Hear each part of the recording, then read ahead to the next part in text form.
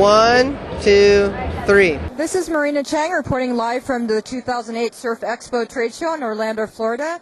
On behalf of Kiteforum.com, the Kiteboarder Magazine, and ASNews.net, we're here today with the infamous Roberto Ricci, who traveled all the way from Tuscany, Italy, the North Tuscany, Italy, to display his Roberto Ricci Designs product line in both windsurf and kite. Roberto, can you tell us a little bit about how you started out in the industry and what got you involved in kite?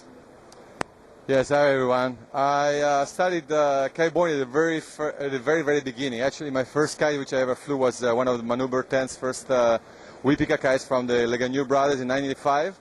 He came down from Saint-Tropez to try to make some boards for the sport, which was non-existing basically. So I'm probably the second European guy to ever try kiteboarding after Manu. So yeah, my involvement is since day one in kiteboarding. And we actually introduced our first kiteboard line in 1997. That was the first production board in the world. And kites we started actually in 1999. We introduced the first 4-line kites in 1999. So we've been one of the first actually the third brand to enter the kite market. So Roberto, RRD is rolling out 3 new kites for its 2009 line. Can you tell us a little bit about each and how they differentiate from each other? Yeah, 2009 kites are basically divided into 3 different lines. The first one is called the Passion, which identifies the entry-level people that are actually willing to get into the water with their first-time kite gear. The second level is the Obsession, which is a kite related to the freestyle hardcore maneuvers for people which are really completely obsessed by improving their style. And the third line is called the Addiction, when you're completely hooked in and you just can't do without it, and you just like want to get those high boosting jumps. Or it's a kite for racing and for hang time, which is normally the type of body which is already in the sport for a while and wants to keep on doing that. So Passion, Obsession, and Addiction. So Roberto, starting out with the Passion, can you tell us a little bit about who this kite is made for, the performance characteristics, and anything else you may want to share about this particular design? Sure, yeah. The Passion is designed with students in a school and really first-time kiters, since the delta-shaped kite is a kite that allows you actually to completely forget about the power of the kite once it's in the water, and the water relaunchability is just phenomenal. So basically it's a kite which is really forgiving. When you want the power, it water launches in a second just by putting on the back lines. And at the same time it's a really great low end and super good top end, which means that you can really depower the kite from 0 to 100 just in a stretch of the depower rope. And this characteristic, together with the fact of having a small compact kite, allows you to be able to use a 9.0, whereas you would use probably a 10 or 11 on a bow, regular bow or SLE kite, or in 11 when you actually would be able to use a 14 kite. So we start in the line with a 13, 11, 9, 7, 5, and 3, which covers pretty much all the type of ranges for this type of audience. So the Passion is definitely the kite that we recommend for all the school centers, and at the same time for people which are willing to enter to a new dimension to the sport, which is basically super accessible kiteboarding. Forget about the fact of having to have 2 or 3 different kite sizes. The range is huge, and the kite is super easy to use in different type of conditions. So anybody which use the Passion kites from the very beginning of the summer till now just can't do without. All the schools are hooked in, and just everybody which are testing this delta shape, they just want to have more deltas in the program. So it's looking really good. So Roberto, can you expand a little bit more about the Delta C shape, the Delta C shape of the Passion, and how that affects the performance of the kite?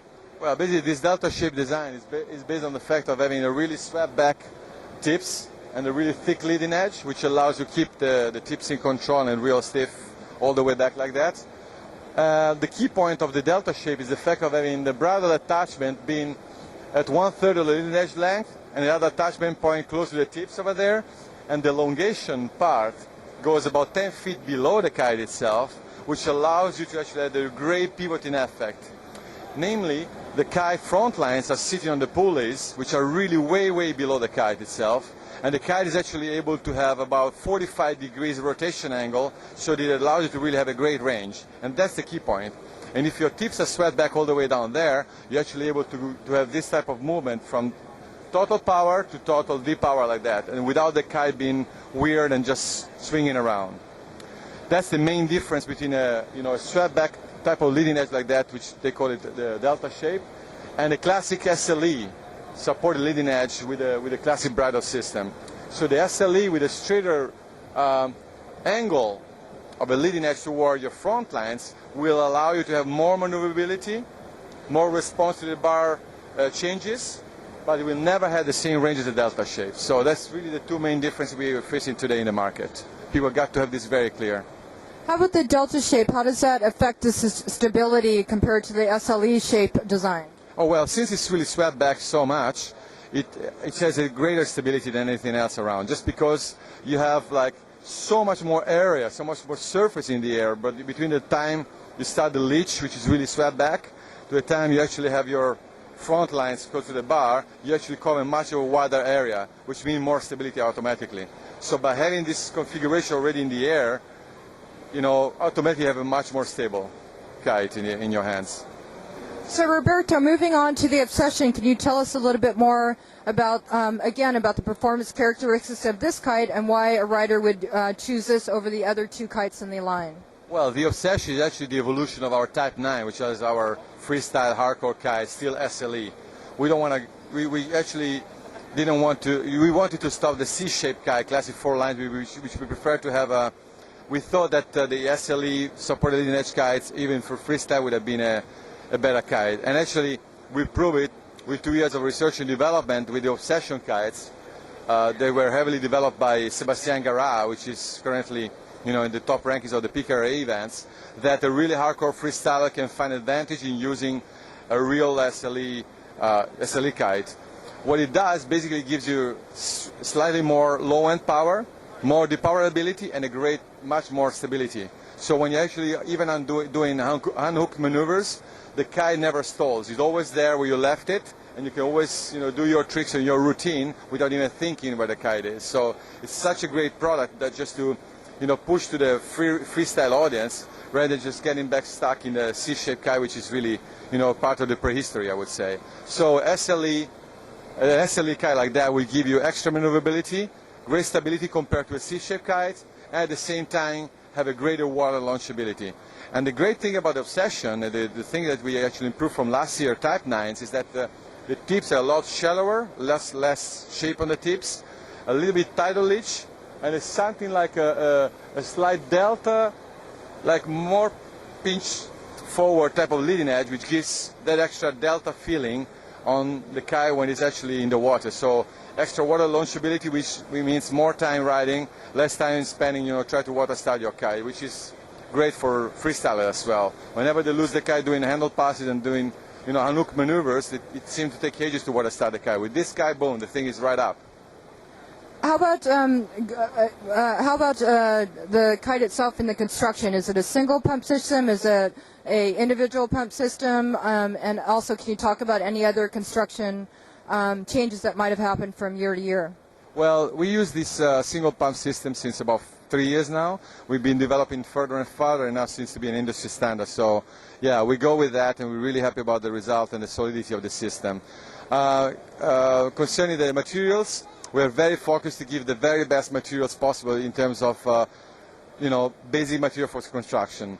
We only use the Teijin 9600 canopy, which is the best industry standard. It's a Japanese manufactured polyester fiber, which comes with a fantastic type of coating on top and bottom, which is like the very best canopy you can find in the market. At the same time, of course, it's a little bit more expensive, but we do it priced to a level which is really very competitive with the other kites. At the same time, our leading edge construction and strut construction is only done with the Polyam DL 175, which is this, an extra grade Dacron, which is a lot more stiff and lasts a lot longer still because of the warp type of design of the material itself. So even after 6 months, you pump up the kite at 5 psi or 5.5, you still feel that the kite is rigid. It's not like losing its own original rigidity, which is the essential part of the performance of a kite. So we really do believe that good materials in construction, good way to assemble the kite, a lot of good definition in the details of the design of the kite file are essential to achieve a really top-end product. How about any tuning tips on the bridle? Are there any adjustments that you can make on that to change the performance, grunt, etc., or etc. of the kite? No, the bridle is set. We don't want to have people, just playing around with the bridle because it gets very confusing, we feel. But we do have a system into the bar, which we're going to show you later, how to trim the kite properly. So, Roberto, we're now looking at the 2009 control bar for your line. Can you tell us a little bit about the performance and safety characteristics of this particular bar? Yeah, we have a safety line running through the whole of the bar over here, which is basically a safety line that allows you to have almost like a fifth line, but it attaches only to the single front line attachment point, which is about 10 feet over the bar itself. So by actually attaching your suicide rope over here to this ring, you're able actually to let the bar go and actually completely depower the kite just with one line. Whereas if you really want to go freestyling, you just move this this leash. Instead of putting it on the ring over here, you just attach it to the middle side of the chicken loop right over here, and you have the full freestyle setup. So you just don't use the finger here. Just you're just going to be attached over here, and you can do unhook maneuvers. For safety reason, you might actually want to trim your safety line over here, a different position, stopper ball in different heights. So depending on the size of the kite, you might want to have the stopper ball being closer to your body, so the kite doesn't completely open when it's sitting in the water. If it's a small kite, for example, a 9 or a 5 for school and stuff like that. Whereas if you're using a 13 or a 15, you want to move the stopper ball all the way up to the end of the safety leash, so the kite opens automatically all the way up, or the tips are still in the right position. As far as the power control of the kite, we have a really long spectral rope, which is a single spectral rope covered by a PVC tube right over here, which slides really well together with aluminum, so it doesn't wear out. It's almost impossible to wear this rope out. And we have a very solid swinging chicken loop swivel over here, which is a great feature. It's really solid. It's all stainless steel constructed over here. You can really see that it's really heavy duty made, and we have this system since so many years already. So it's really solid proof that it's to be a really solid piece of metal right here. So that's our chicken loop design, and as a control of the power over here, as a deep power controller, we have a cleat. It's the original clank cleat from England. It's a really industry standard in sailing world. And we have the chicken puller, the deep power puller over here, which is really long. So by having such a long deep power rope, you might want to have also a long loop. So even for people or for kids that are starting to kiteboard, you want to have this kind of loop really handy, so you can able to reach it. So whenever you pull the deep power rope like that, it's never going to spin around because this loop is inside the middle rope over here.